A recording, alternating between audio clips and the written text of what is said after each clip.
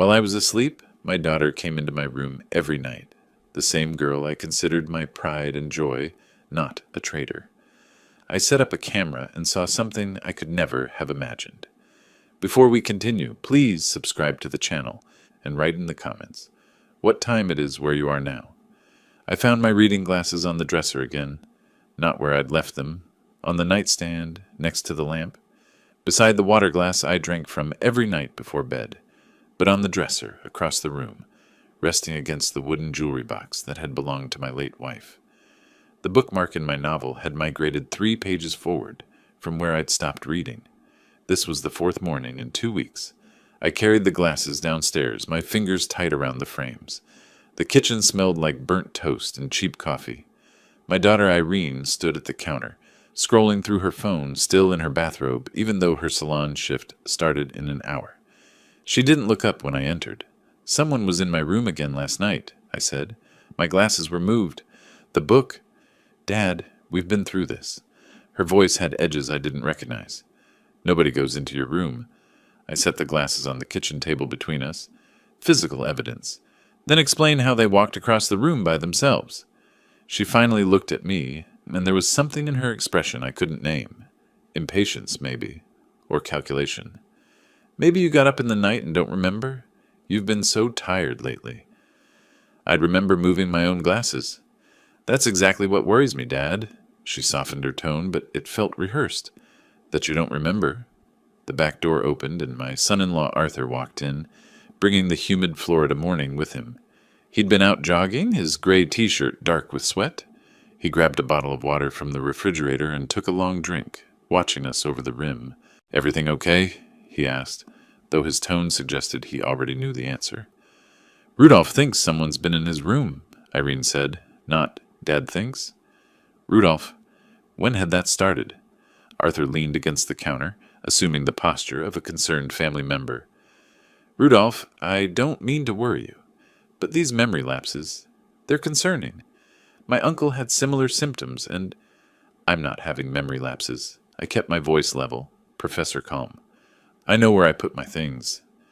They exchanged a glance. Quick, barely a second, but I caught it. That silent communication that excluded me completely. A shared understanding. My analytical mind, the one that had spent 30 years teaching law and ethics at the university, recognized the pattern.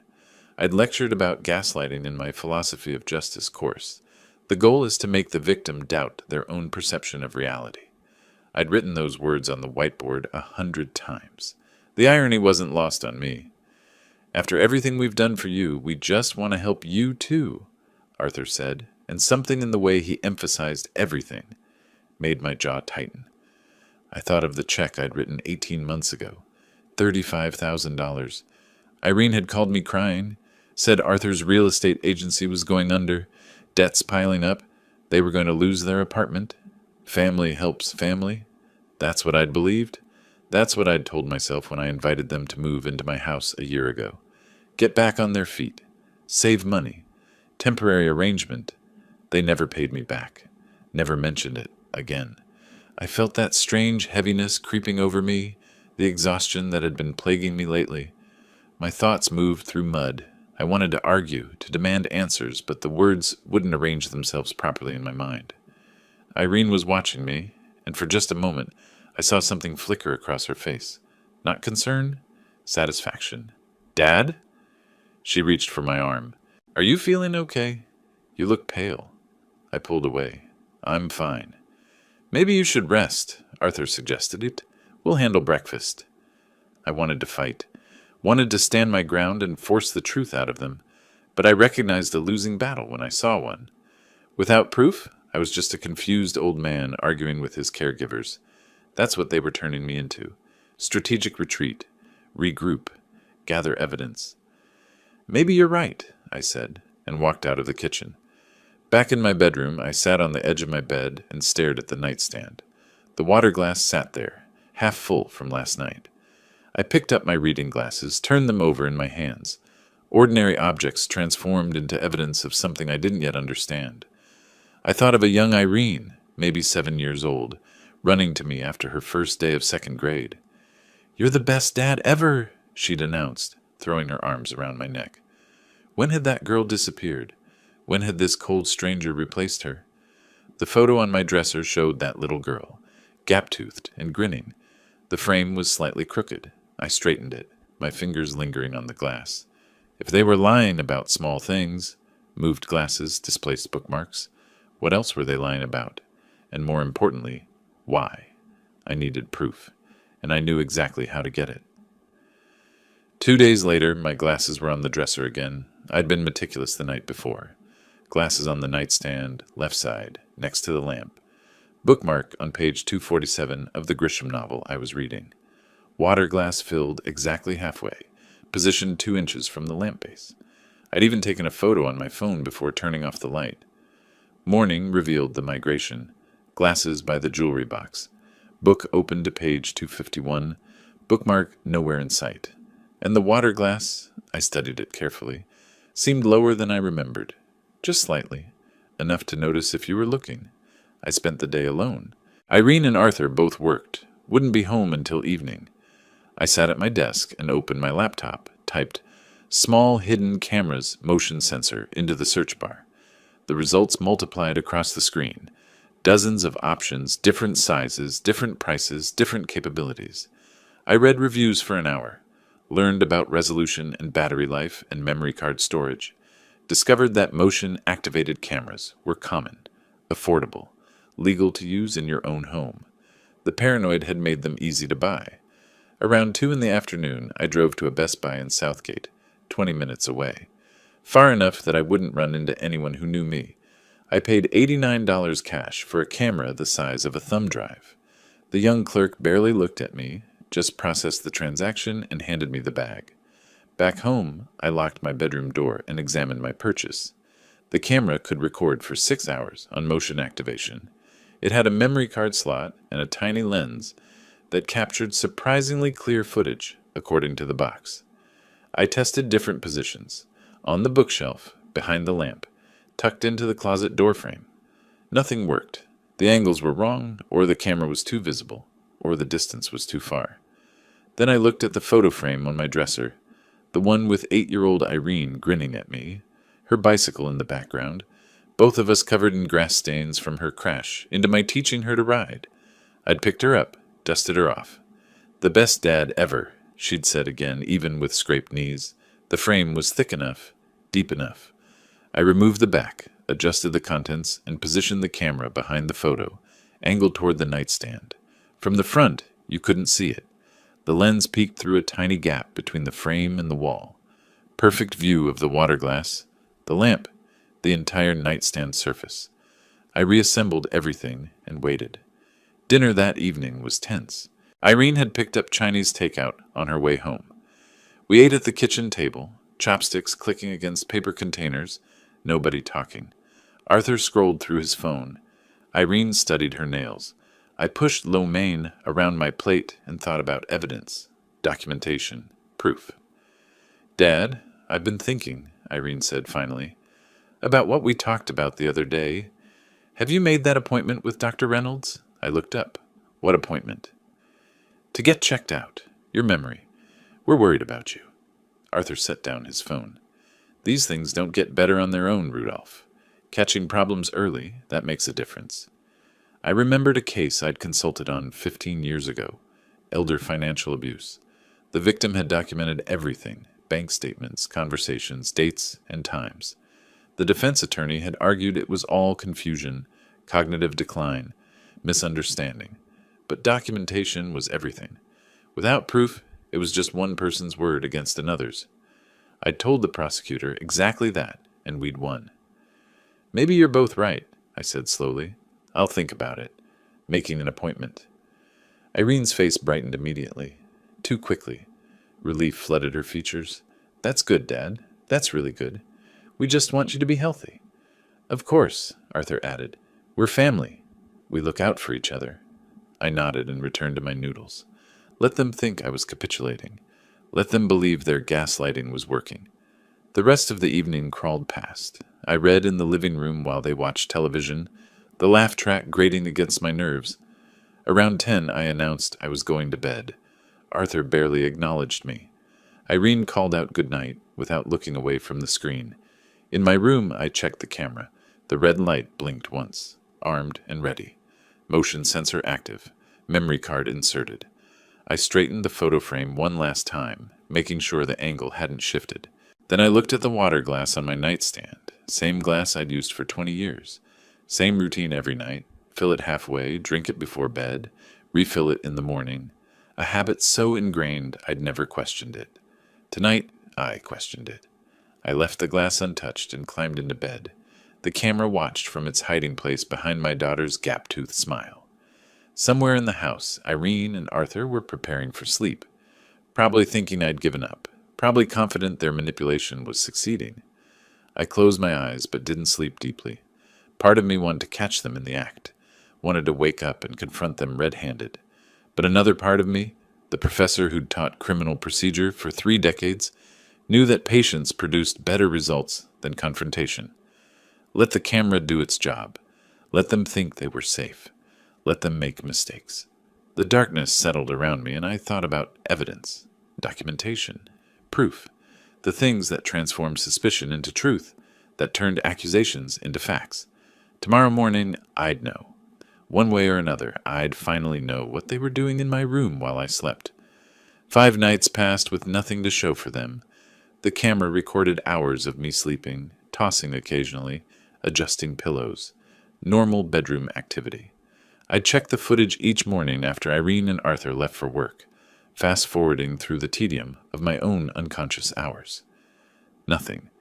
Yet each morning, small things remained wrong. My phone face down when I never placed it that way, the water glass positioned differently than I remembered. Tonight, I wouldn't sleep. Tonight, I'd catch whoever was entering my room. I lay in bed fully clothed beneath the blanket, positioned so I could see the door in the ambient light from the street. The digital clock on my nightstand read 10:47 p.m. Downstairs, I'd heard their bedroom door close 20 minutes ago. The house had settled into its nighttime quiet, the hum of the air conditioning, the occasional creak of cooling wood. I mentally reviewed case law from my teaching days. Commonwealth versus Berkowitz, State versus Morrison, anything to keep my mind active and alert. When that grew stale, I did multiplication tables. 12 times 17, 17 times 19. I pinched the inside of my wrist, the small pain sharpening my focus. Around 11:30, drowsiness touched me. Normal enough. I sat up, swung my legs out of bed, did 20 knee bends in the darkness. The movement helped. I returned to my vigil position, eyes on the door. Midnight came and went. Then, around the time I usually drifted off, something changed. The drowsiness didn't creep. It crashed over me like a physical wave. My eyelids turned to lead. My thoughts scattered and reformed sluggishly. I stood again, walked to the window, pressed my face against the cool glass. The cold helped for perhaps 30 seconds. Then that pharmaceutical weight dragged at every muscle, every nerve. I made it back to the bed, sat on the edge, tried to stand again, but my legs wouldn't cooperate properly. The last thing I remember was thinking this wasn't natural. This wasn't normal tiredness. Something was very wrong. I woke to sunlight pressing against my closed eyelids. My mouth tasted like rust and cotton. My head felt stuffed with wet sand. For several confused seconds, I couldn't remember where I was or what day it was. The disorientation was profound and terrifying. Slowly, reality assembled itself. My bedroom.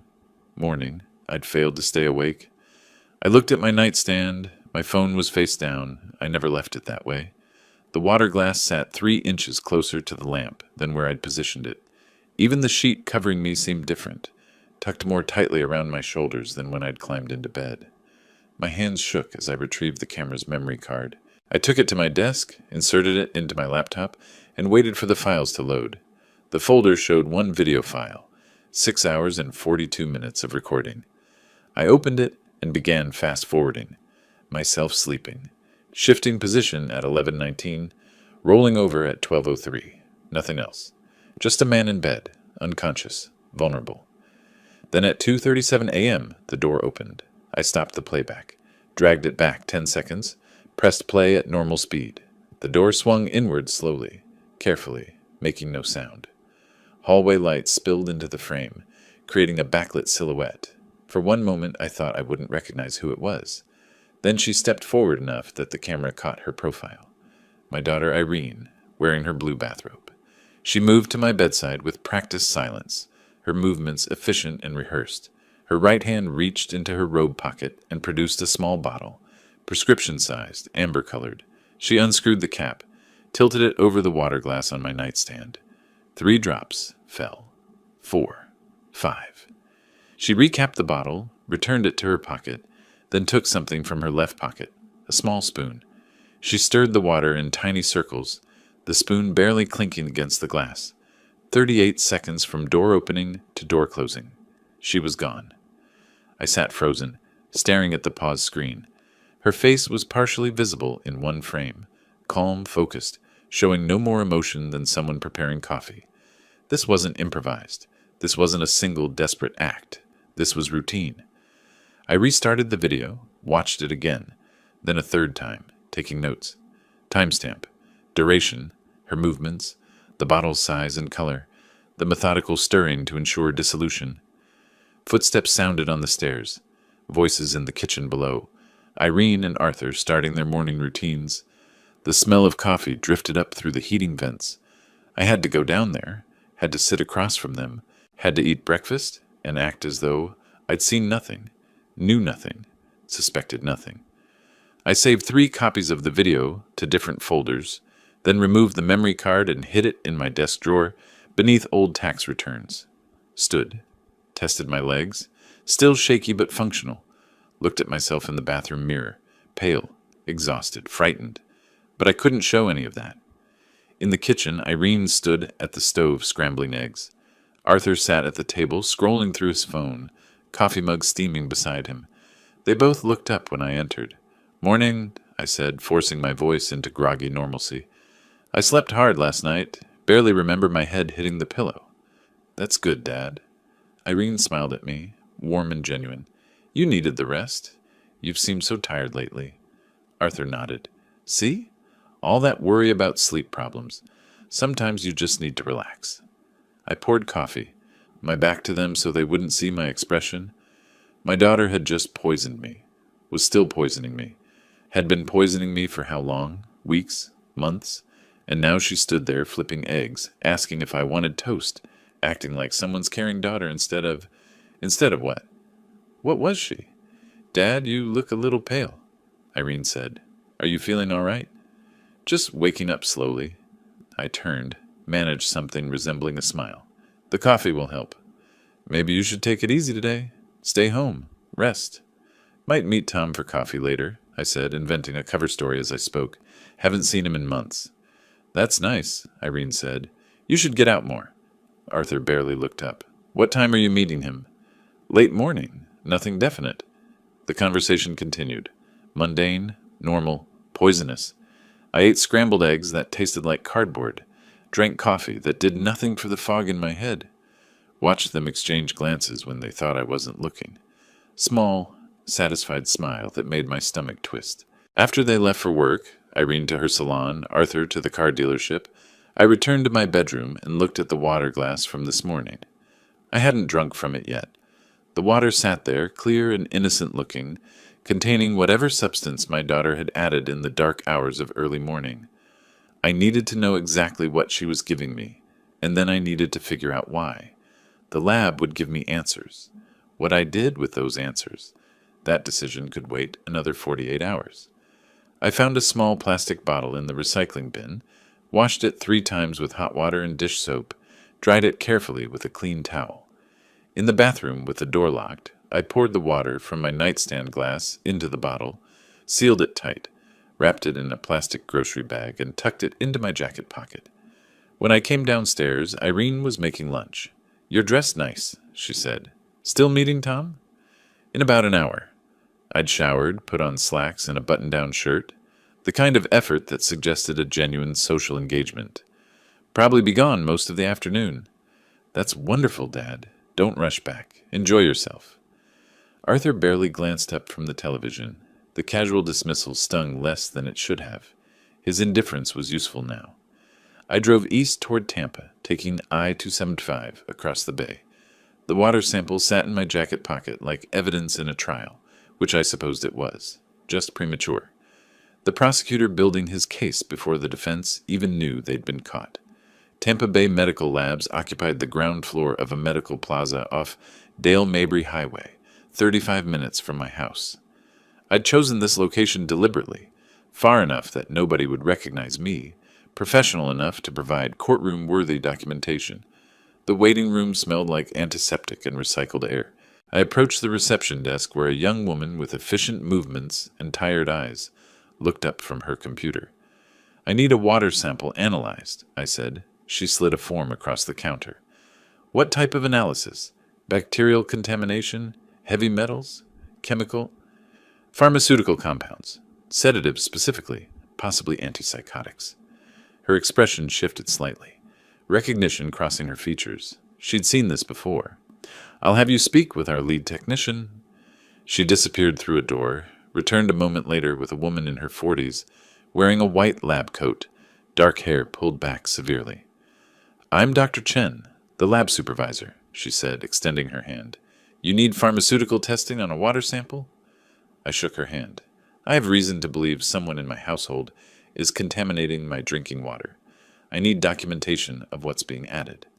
She studied my face for a moment, taking in my age, my clothing, my demeanor. Whatever she saw satisfied some internal assessment. "Are you in immediate danger? I can provide resources for emergency services if—" "I appreciate that. I'm taking precautions. I need the evidence first." She nodded once, crisply. "We can run a comprehensive pharmaceutical panel, tests for benzodiazepines, barbiturates, antipsychotics, antidepressants, and common sedatives. Standard testing takes 5 to 7 days. Urgent processing is 48 hours. "Urgent processing? How much?" $380. I counted out $400 bills from my wallet, cash I'd withdrawn the previous week, telling Irene I was paying a handyman. Dr. Chen wrote a receipt, labeled my sample with a case number, and had me sign chain of custody documentation. "We'll call you when results are ready," she said. "Do you want them mailed, or will you pick them up?" "I'll pick them up." Driving home, I felt the strange duality of purposeful action masking profound fear. I was being poisoned by my daughter. Each night I went to sleep, I was made unconscious by substances she administered, and until I understood the full scope of her plan, I had to continue drinking that water, continue that nighttime ritual, continue being her victim while I gathered enough evidence to become her prosecutor. The next 2 days were performance art. I drank from the water glass each night, felt the unnatural drowsiness claim me, woke heavy-headed and disoriented. The camera captured Irene's visits, 2:41 a.m. the first night, 2:34 a.m. the second. Same routine, same efficiency, same casual poisoning of her father. During the days, I maintained my role, slightly confused, increasingly drowsy. Arthur commented on it at dinner. "You seem more settled lately, more peaceful." Peaceful? When he meant sedated, managed, controlled, I forced a smile. "Just trying to relax more. Everyone keeps telling me I worry too much." Irene patted my hand. "That's good, Dad. Worrying doesn't help anything." 48 hours after submitting the sample, I drove back to Tampa Bay Medical Labs. Dr. Chen met me in the lobby, handed me a manila envelope with clinical detachment, though her eyes held something else. Concern, perhaps, or recognition of what this envelope represented. "Thank you," I said. "Be careful," she replied, which wasn't standard laboratory protocol. In my car, parked in the medical plaza lot, I opened the envelope. The report was 3 pages of technical analysis, charts, and medical terminology. But the summary was clear enough. Zolpidem, Ambien, 15 mg concentration, sedative hypnotic quetiapine, Seroquel. Trace amounts, antipsychotic, commonly prescribed for sleep disorders, also causes cognitive dulling at low doses. 15 milligrams of Ambien, enough to knock out someone my size for 8 hours, and quetiapine, not prescribed for sleep in someone healthy, prescribed for serious mental conditions, but in small doses mixed with a sedative, it created something else: confusion, memory issues, difficulty concentrating, symptoms that mimicked early-stage dementia. I read the report 3 times before the full scope crystallized. They weren't trying to kill me, at least not quickly. They were trying to make me incompetent, make me seem like someone who couldn't manage his own affairs, make his own decisions, control his own life or finances. My house was worth $600,000, maybe more in the current market. My retirement accounts held another $200,000, Social Security and pension income of $4,000 monthly.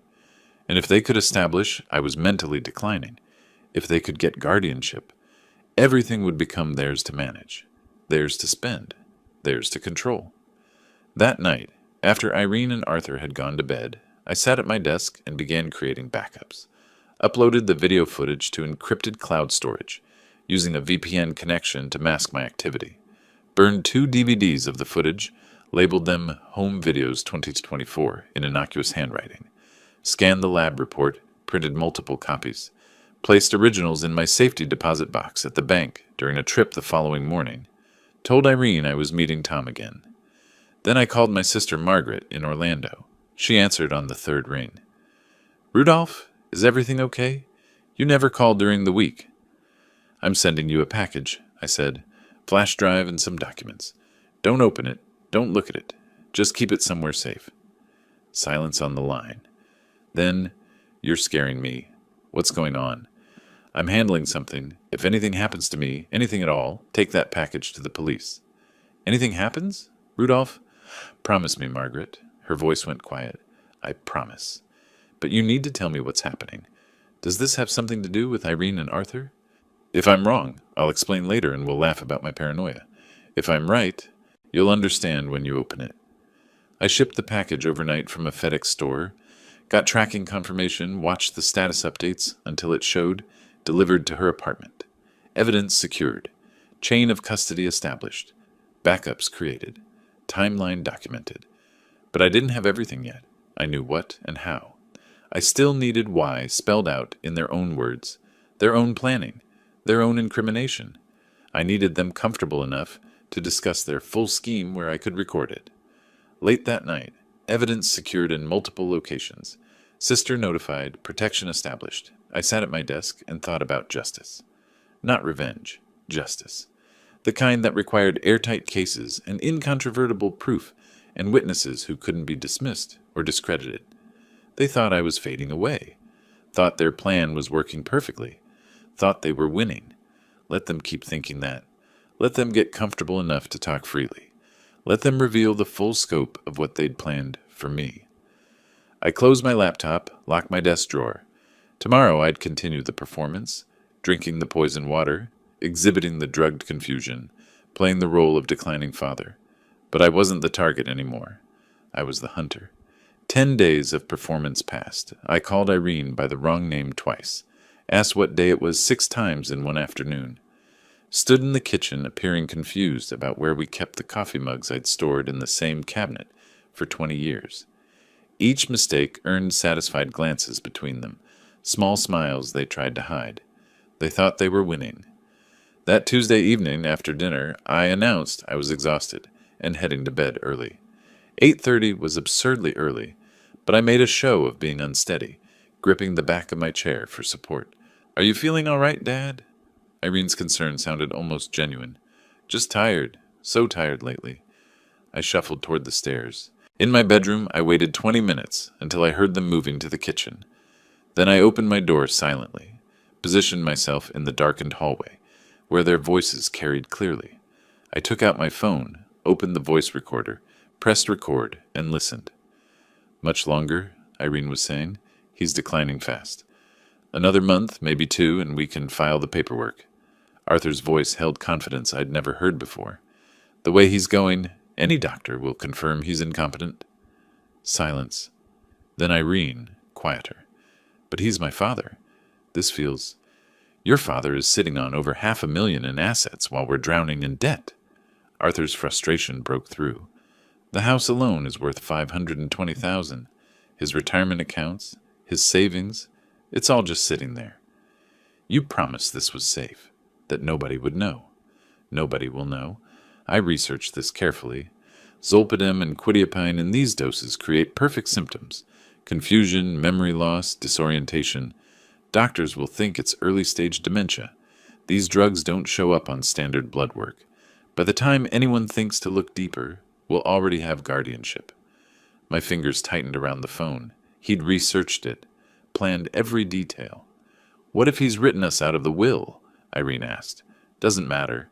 With guardianship, we control everything while he's alive. And he's named you as heir anyway. I checked the documents in his office last month. You went through his papers? How else do we plan this properly? He has no other children. Margaret is just a sister. She gets nothing. This is our future, Irene. Our only way out of this debt. A long pause. When Irene spoke again, her voice was smaller. Sometimes I think about before. When Dad used to help me with homework, or when he walked me down the aisle. This would destroy him if he knew. He won't know. That's the point. Arthur's coldness was absolute. And what's he going to do with all that money anyway? Die and leave it to some charity? We need it now. We earned it, dealing with him all these months. Another pause. Then, I suppose you're right. We don't have another option. We schedule him for that doctor's appointment in 2 weeks, get the medical documentation, then we file. Another month after that, and everything is ours. I stopped the recording. 8 minutes and 43 seconds. Every word documented, every admission captured. Back in my room, I sat in darkness and let the full scope settle over me. Not just theft, complete destruction. They wanted to take my home, my money, my independence, my dignity, everything that remained of the life I'd built with my wife, everything I'd planned to leave as a legacy. The $35,000 I'd given them hadn't helped. It had shown them I had resources worth taking. Sleep didn't come that night, not because of the drugs, I hadn't drunk the water, because I sat transcribing key quotes from the recording, timestamping the most damaging statements, adding them to my evidence file, building a prosecution. Morning came. I went downstairs and performed my role. Asked Irene when she was coming to visit. She lived there. She exchanged that glance with Arthur, satisfaction mixed with something that might have been guilt, quickly suppressed. Going to the library for a few hours, I announced after breakfast. Haven't been out much lately. That's nice, Dad. Don't overdo it. I drove downtown to Daniel Prescott's law office, a small practice on Main Street, specializing in elder law and criminal defense. Prescott was in his mid-50s, gray at the temples with the bearing of someone who'd seen enough courtrooms to respect them. I'd called ahead. He was expecting me. Mr. Collins, he said, shaking my hand, you mentioned elder abuse on the phone. Tell me what's happening. I presented everything. Video files on a USB drive, 5 instances of my daughter entering my room at night, adding substances to my water, laboratory report documenting zolpidem and quetiapine in that water, medical report showing those same drugs in my system, audio recording from last night's kitchen conversation, timeline of symptoms, incidents, dates, detective notes I'd been keeping. Prescott watched the videos in silence, read the reports carefully, listened to the audio with his eyes closed, concentrating. When he looked up, his expression was grim. Mr. Collins, what they're doing is attempted serious bodily injury at minimum, possibly attempted murder under Florida law. The premeditation is clear. You have an exceptionally strong criminal case. I don't want them to just stop. The words came out harder than I intended. I want them to face full consequences. Prison, criminal record, public exposure. They need to pay for this. Then we do this methodically. Prescott leaned forward. We gather more evidence. Let them commit further acts. When they file for guardianship, and they will, we counter with everything. The court will be forced to involve law enforcement. They'll be arrested in the courthouse. How long will this take? 4 to 6 weeks if we're strategic, but the case will be airtight. They won't be able to defend themselves. What do I need to do? Continue the performance. Let them think they're succeeding. We'll change your will immediately. Cut them out completely. Get additional medical documentation. Install a second camera for redundancy. Build such an overwhelming case that no prosecutor can decline it. No defense can challenge it. I paid his retainer $350 in cash. Shook his hand. Left with a plan. In my car, parked in the structure behind his building, I sat holding his business card and a receipt. 4 to 6 weeks of continuing to be poisoned. 4 to 6 weeks of acting confused while staying sharp. 4 to 6 weeks of watching my daughter destroy me while I documented her destruction. They wanted to take everything from me. They'd learn what it meant to truly lose everything. But first, I needed them to commit fully. Let them think they were winning right up until the moment they discovered they'd lost. I started the car. The drive home felt different. I wasn't the victim in my own house anymore. I was the prosecutor, waiting for the defendants to seal their fate. The next afternoon, I sat in the office of Linda Harrison, a notary public whose name Prescott had provided. She reviewed the new will I'd drafted with Prescott's guidance. "Mr. Collins, I need to verify. You're of sound mind and making these changes voluntarily?" "Completely sound mind. Completely voluntary." I kept my voice steady. "My daughter and her husband are living in my home. I have specific reasons for this change." "And you want to leave your daughter exactly $1? "Exactly $1, with the notation, for reasons she understands personally." That language is crucial. She studied my face, then nodded. The dollar prevents her from claiming she was forgotten. I've seen cases like this before. I signed. 2 witnesses from her office signed. She applied her seal. My sister Margaret became the primary beneficiary of everything: the house, retirement accounts, all assets. Irene would receive $1 and the knowledge that I knew. 3 copies, one with Prescott, one in my safety deposit box at First National, one mailed to Margaret with instructions to open only if something happened to me. The first strike was complete. They just didn't know it yet. 3 days later, I drove to Tampa General Hospital for an appointment with Dr. Sarah Chen, a toxicologist Prescott recommended. She was in her mid-40s, efficient movements, compassionate eyes that had seen suffering before. I showed her the laboratory report on the water, explained the situation without embellishment. She took blood samples, clipped hair from the back of my head. Hair retained drug traces for months. "Results in 5 to 7 days, she said. "But Mr. Collins, are you safe at home?" "I'm taking precautions. I need the documentation more than intervention right now." Her expression shifted to understanding. "I'll document everything. But please be careful. What they're doing isn't just theft. It's assault." 5 days later, her report arrived. Both zolpidem and quetiapine present in my system in concentrations consistent with regular dosing over weeks. Her official statement: drug presence and concentration patterns consistent with external administration, not prescribed usage. Forensic proof. That same week, I hired James Mitchell, a private investigator Prescott had worked with before. Mitchell was in his mid-50s, graying hair, seen-it-all expression. His office was a converted house in a commercial district, files stacked on every surface. "Elder financial abuse," he said when I explained. "I've worked a dozen cases. Your evidence is already strong. What do you need from me?" "Their financial situation, their communications, their planning, everything that shows motive and premeditation." "Give me 10 days and $1,200. I paid half up front. 10 days later, he delivered a 40-page report. Official debts, $87,000. Arthur's hidden gambling, online poker accounts, showing $23,000 in losses over the past year.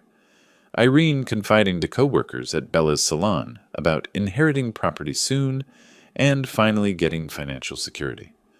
Arthur's browser history from public Wi-Fi, showing searches for Florida guardianship laws and how to prove incompetency. "They've been planning this for months," Mitchell said. "Maybe longer. Your son-in-law has a serious problem. The gambling losses alone. The $35,000 I gave them probably went straight to his poker accounts." "Probably." Mitchell closed the folder. "You're building a prosecution-level case. This isn't just evidence. This is a narrative." That night, after Irene completed her routine, entering my room at 2:40 a.m., adding drops to my water, stirring carefully, I installed a second camera. This one went inside a decorative bookend on my shelf, different angle, overlooking the bed from another direction. Redundancy. If they discovered one camera, the other survived. Over the next week, I captured 3 more instances. Total now, 5 separate video recordings spanning different dates. Pattern, premeditation, incontrovertible proof. Every night, I drank the drugged water. Every morning, I woke heavy-headed and genuinely tired. Dr. Chen's warnings echoed: liver damage, cognitive effects, dependency risks. The performance was taking a real toll, but I continued. At dinner one evening, I made my confusion more pronounced. "Irene, when is your mother coming home? I thought she was just at the store." She glanced at Arthur before responding, voice gentle. "Dad, Mom passed away years ago, remember?" I let genuine confusion cross my face. "Oh, yes, I forgot for a moment. Sorry." Arthur barely concealed his satisfaction. "It's okay, Rudolph. These things happen. Maybe you should rest after dinner." I nodded slowly. "Yes, I am tired. Very tired." They think I'm gone, I thought, leaving the table. They think they've already won. In 3 weeks, they'd learn what it means to lose everything. Throughout this period, I met regularly with Prescott. Each time, I brought new evidence, another video file, the detective's report, medical documentation, photographs of Arthur's laptop screen showing his research. We now have video evidence of 5 separate poisoning instances, Prescott summarized during our 4th meeting. Laboratory analysis of the water. Medical tests proving those drugs are in your system from external sources. Private investigator report documenting motive and desperation. Audio recording of them discussing the plan. "This is overwhelming." When do we strike? When they file for guardianship. Let them commit fully. They'll hire an attorney. Submit documentation. File court papers. The moment those papers are filed, we counter with everything. The court will have no choice but to involve law enforcement. How much longer? Based on their timeline, 2 to 3 weeks. Can you maintain the performance? I've maintained it this long. I can last another month if needed. Good, because when we move decisively. They won't see it coming until it's already over. By early May, everything was ready.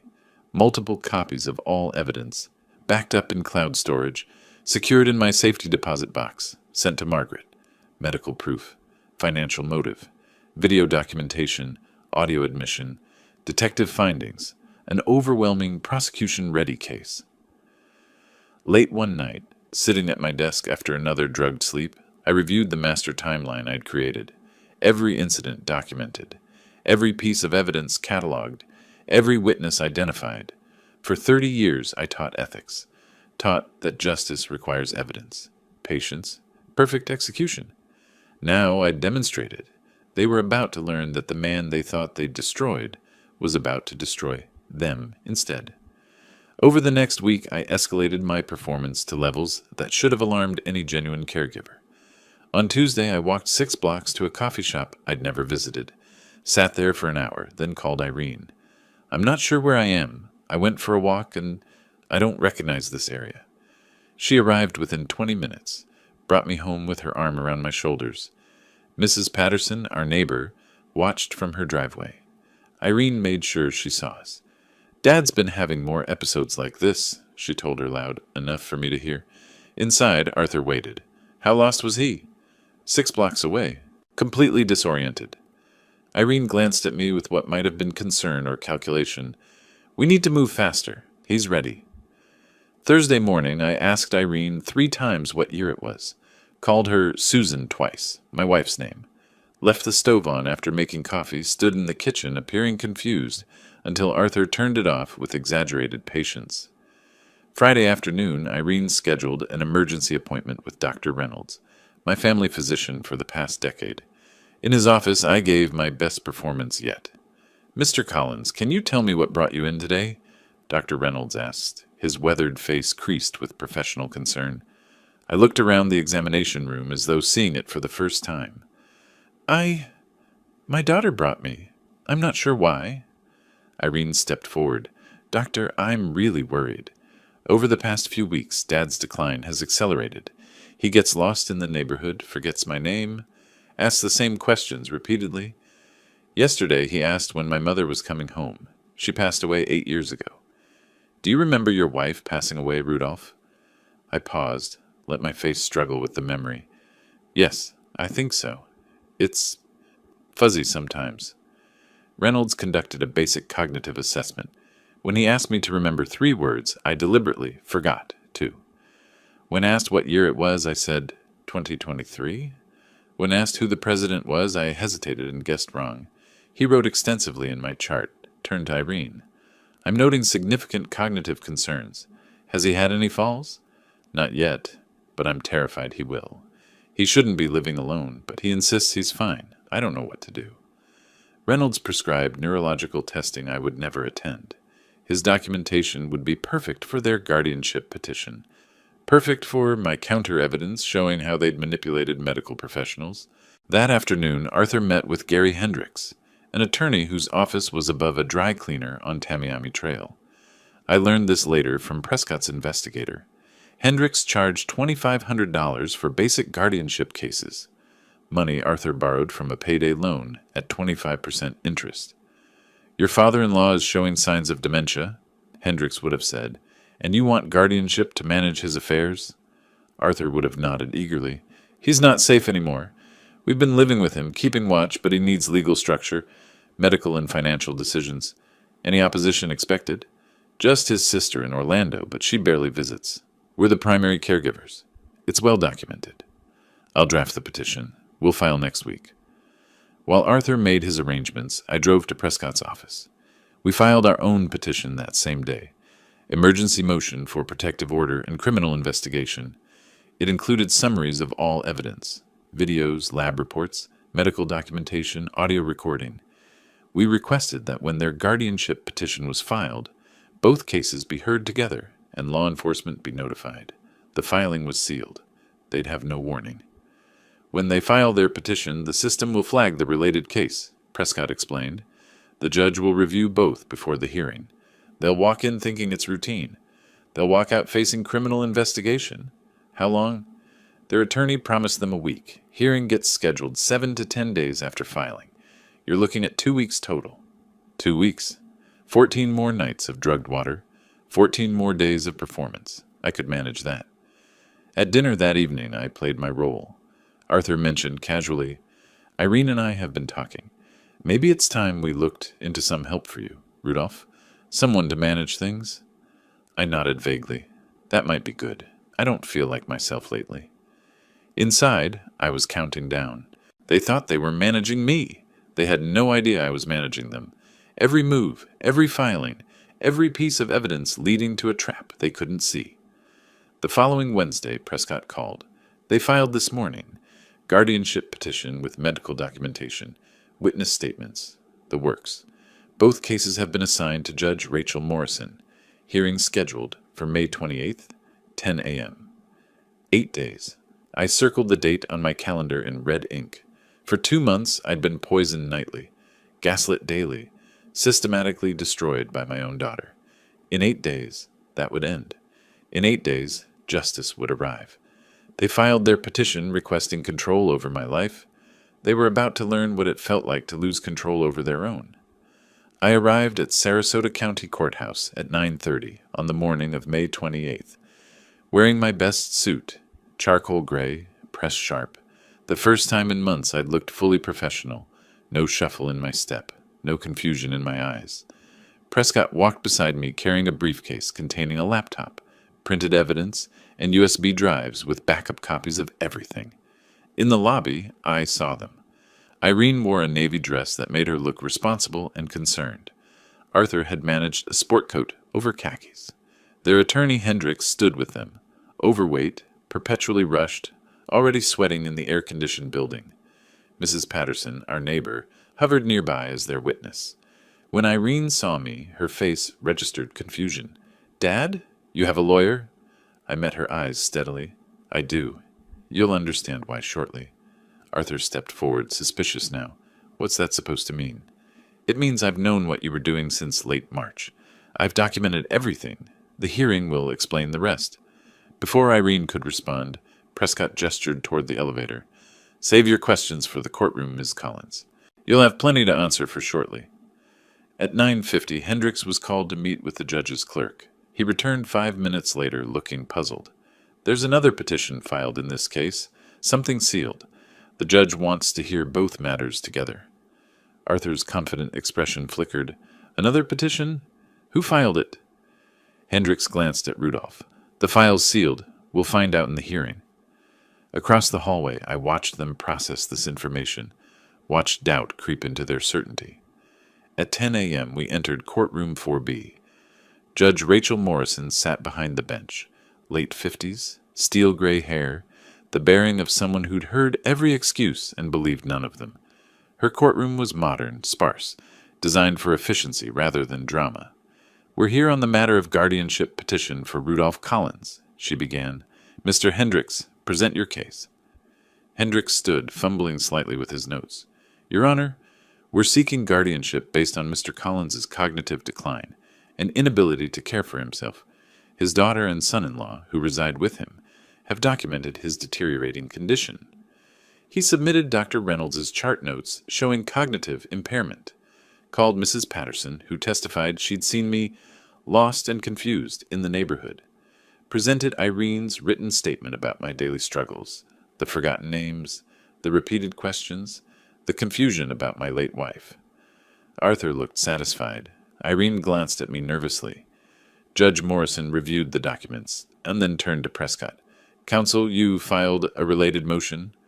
"Yes, Your Honor, an emergency motion for protective order. We have evidence that Mr. Collins' alleged cognitive decline is not natural, but the result of systematic poisoning by the petitioners themselves." The courtroom went silent. Arthur's face drained of color. Irene gasped softly. Hendricks half stood. "Your Honor, that's absurd." "I'll hear the evidence," Morrison said sharply. "Proceed, Mr. Prescott." Prescott opened his laptop, connected it to the courtroom screen. "What you're about to see are 5 separate instances recorded over 2 months of Ms. Collins entering her father's bedroom at night and adding substances to his drinking water." The video began. The courtroom screen showed my dark bedroom, timestamp visible in the corner. March 24th, 2:37 a.m. The door opened slowly. Irene's silhouette appeared, backlit by hallway light.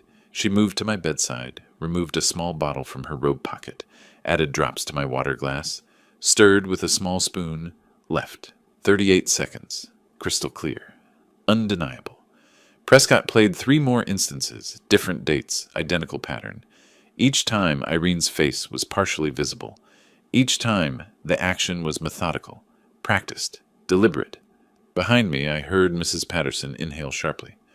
"The laboratory analysis of that water," Prescott continued, "revealed zolpidem, commonly known as Ambien, and quetiapine, an antipsychotic. These drugs cause the exact symptoms Ms. Collins has been reporting to doctors." He presented the lab report, then Dr. Chen's medical documentation showing those same drugs in my system from external administration. Then the detective's report on their financial desperation, $87,000 in debt, Arthur's gambling losses. Finally, the audio recording. Arthur's voice filled the courtroom. "Another month or 2 and we can file for guardianship. He's declining perfectly." Irene's voice quieter. "But he's my father. Your father is sitting on over $500,000 in assets. These drugs create symptoms doctors will think are dementia. We'll have control, we'll clear our debts, and he'll never know what happened." Judge Morrison's jaw tightened as the recording played. When it ended, she addressed them directly. "Ms. Collins, Mr. Martinez, is that you in the video and on the recording?" Irene's voice was barely audible. "Yes, but it wasn't supposed to hurt him. It was just to help him sleep." "Shut up," Arthur hissed at her. Morrison's expression hardened. "Based on this evidence, I am denying the guardianship petition. Mr. Collins is clearly of sound mind and has been the victim of a calculated scheme." She looked at the bailiff. "Contact the sheriff's office. I'm referring this matter immediately for criminal investigation." Arthur stood agitated. "This is insane. We were helping—" "Sit down, Mr. Martinez." Morrison's voice could have cut steel. "I'm issuing an emergency protective order. You are to have no contact with Mr. Collins. You are not to return to his residence. Sheriff's deputies will escort you to collect your belongings under supervision within 48 hours. Irene was crying now, silently, her body shaking. "Court is adjourned," Morrison said. "Mr. Collins, the protective order is effective immediately.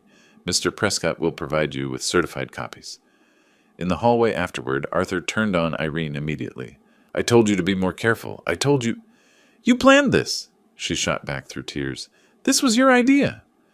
2 sheriff's deputies arrived, spoke with Prescott, then approached Arthur and Irene. "We need to ask you some questions about the evidence presented in court. You're not under arrest at this time, but you may want to contact an attorney." Hendricks stepped between them. They're not answering questions without counsel. I don't handle criminal cases. You need to find a criminal defense attorney immediately. Prescott touched my arm. Let's go. On the courthouse steps, spring sunlight felt different than it had 2 hours earlier. Prescott asked, "How do you feel?" I looked back at the building. Inside, my daughter and her husband were being questioned by deputies about poisoning me for months, like justice just started. The state attorney will file charges within a week. They'll offer a plea deal or go to trial. Either way, they're facing years in prison. I nodded. She made her choice. Arthur made his. Now they'd live with the consequences. The hard part was over. Now came the restoration. 2 weeks after the courthouse hearing, the state attorney's office filed formal charges. Attempted aggravated battery, second-degree felony under Florida law. Maximum penalty, 15 years in prison. Irene and Arthur were arrested at their temporary apartment on a Wednesday morning. Booked, fingerprinted, photographed. The mugshots became public record within hours. Released on $25,000 bond each, they borrowed $5,000 from Arthur's brother at 15% interest to pay the bondsman. By Thursday, the Sarasota Herald-Tribune ran the story. Local couple charged with poisoning elderly father for inheritance. Front page, with their photos. The article detailed everything, the video evidence, the drugs, the guardianship scheme, my testimony. The story went viral, shared thousands of times. Comments sections filled with outrage. Arthur's car dealership fired him Friday. "Customer complaints," the manager said. "We can't have this association." Irene's salon called her that same afternoon. "Don't come in Monday, or ever." I learned all this from Prescott, who tracked their unraveling with professional detachment. I didn't seek the information, but I needed to know they couldn't threaten me again. By late June, their financial collapse accelerated. Credit card companies sued. Arthur's gambling debts, apparently larger than the detective's report showed, came due from online poker sites and some less savory lenders who called at all hours.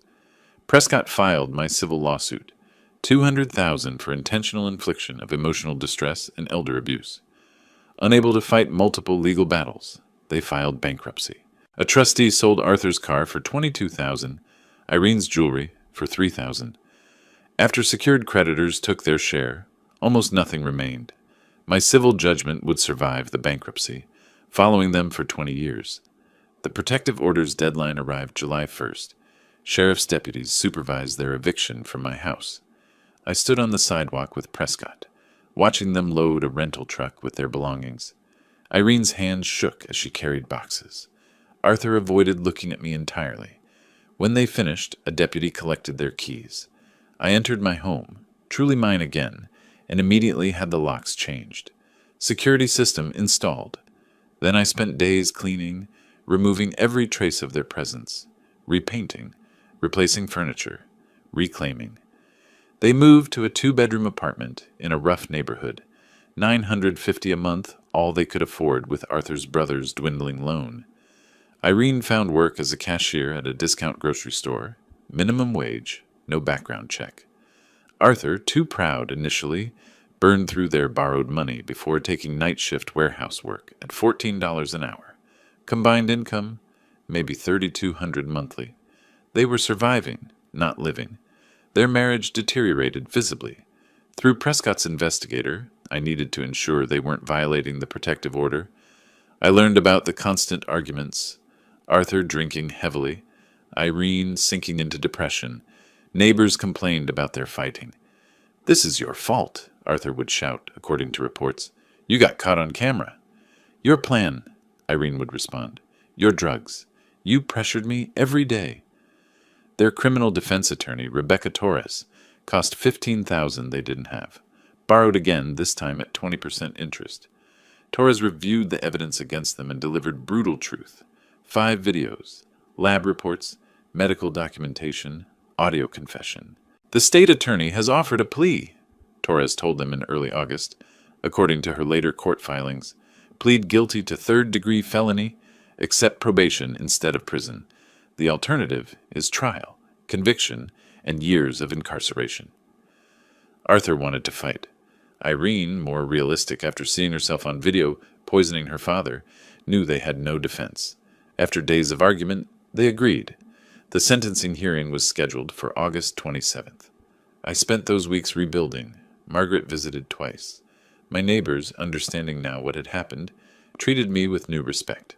Former colleagues from the college called offering support. I started writing my victim impact statement, revising it multiple times until the words captured everything without becoming vindictive.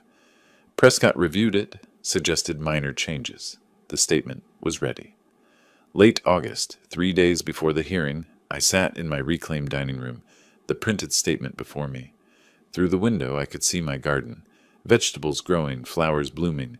My house, my life, finally returned. The doorbell rang. Prescott, delivering final hearing details. "They're both planning to speak," he said. "Show remorse. Ask for mercy." I nodded. "They can ask. The judge will decide. Are you ready?" I looked at the statement, thought about 6 months of hell, the fear and betrayal and poisoning. I've been ready since I saw that first video. This ends next week. Then I can finally move forward. Prescott smiled slightly. "You're stronger than they ever understood." After he left, I sat alone in the silence of my home. No drugged water waiting, no daughter creeping in at night, no gaslighting over breakfast, just peace. And the certainty that justice, when properly prepared and patiently executed, eventually arrives. The criminal courthouse was larger than family court, more imposing. I arrived early on August 27th, with Prescott and Margaret, dressed in my best suit. Inside courtroom 2A, Judge Catherine Walsh presided. Late 50s, steel gray hair, the bearing of someone who'd seen every excuse. Irene and Arthur sat with Rebecca Torres at the defense table, both looking older than their years. Irene's eyes were red, her hands clasped tightly. Arthur stared straight ahead, jaw clenched. Judge Walsh reviewed the file. The defendants have pleaded guilty to attempted aggravated battery, third-degree felony. Sentencing range is probation to 5 years prison. She looked at the assistant state attorney, Marcus Reed. "Does the state have a recommendation?" Reed stood. "Your Honor, the state recommends split sentencing. 2 years county jail, 3 years probation, community service, restitution, and permanent no-contact order. This was calculated elder abuse for financial gain." Torres argued for probation only. "Your Honor, my clients have already lost everything, jobs, home, reputation. They're not dangerous. Prison serves no purpose here." Judge Walsh turned to me. "Mr. Collins, would you like to address the court?" I walked to the podium. Didn't need my written statement. I'd memorized every word. "Your Honor, for 2 months I lived in fear that I was losing my mind. I'd wake confused, find things moved, struggle with basic tasks. When I asked my daughter about it, she told me I was imagining things, that I was getting old, that I needed help. She gaslit me while poisoning me every night. When I discovered the truth, saw the video of her adding drugs to my water, the betrayal was worse than the poisoning itself. This was my daughter, the child I'd raised, helped when she needed it, given $35,000 and opened my home to. She repaid my love with systematic abuse. They weren't just trying to steal money. They were trying to steal my competence, my independence, my autonomy. They wanted legal control over my life. If they'd succeeded, I'd be under guardianship now, unable to make my own decisions while they spent my savings and sold my home. They tried to erase me as a person. That's what was at stake, not just money, but my identity, my freedom, my existence as an independent human being. I'm not asking for vengeance. I'm asking for accountability." The courtroom was silent when I finished. I returned to my seat. Judge Walsh asked if the defendants wished to speak. Irene stood trembling. "Your Honor, There's no excuse for what I did. Every night I went into my father's room and poisoned him. I told myself it wasn't really hurting him, but I knew what we were planning. I knew we wanted him declared incompetent. I knew it was wrong. I did it anyway because I was desperate and weak. My father welcomed us into his home. He loved me, and I betrayed him in the worst way possible. I'm so deeply sorry. I think about it every day. I know I'll never forgive myself." She sat, crying. Arthur stood stiffly. "Your Honor, I take responsibility for my role. It was wrong. I regret it. I apologized to Mr. Collins. His words sounded hollow. He sat quickly. Judge Walsh took a long moment before speaking. Elder abuse is one of the most reprehensible crimes. You targeted a family member who trusted you, someone vulnerable. You administered drugs to make him appear incompetent so you could seize control of his assets. This wasn't weakness. It was months of calculated abuse. She paused. I sentence you each to 5 years probation. Conditions: 500 hours community service at elder care facilities. $500 monthly restitution for 10 years. Permanent no-contact order. Mandatory counseling. Random drug testing. Any violation results in immediate incarceration. You'll carry these felony convictions for life. These are the consequences of your choices. She banged the gavel. This court is adjourned. In the hallway, Torres approached with Irene. Arthur hung back. Mr. Collins, Torres said quietly, my client would like to speak with you if you're willing. Prescott started to object, but I raised my hand. I'll hear what she has to say. Irene stepped forward, mascara streaked, hands shaking. Dad, I know I have no right to call you that anymore. I just need you to know. I'm so sorry.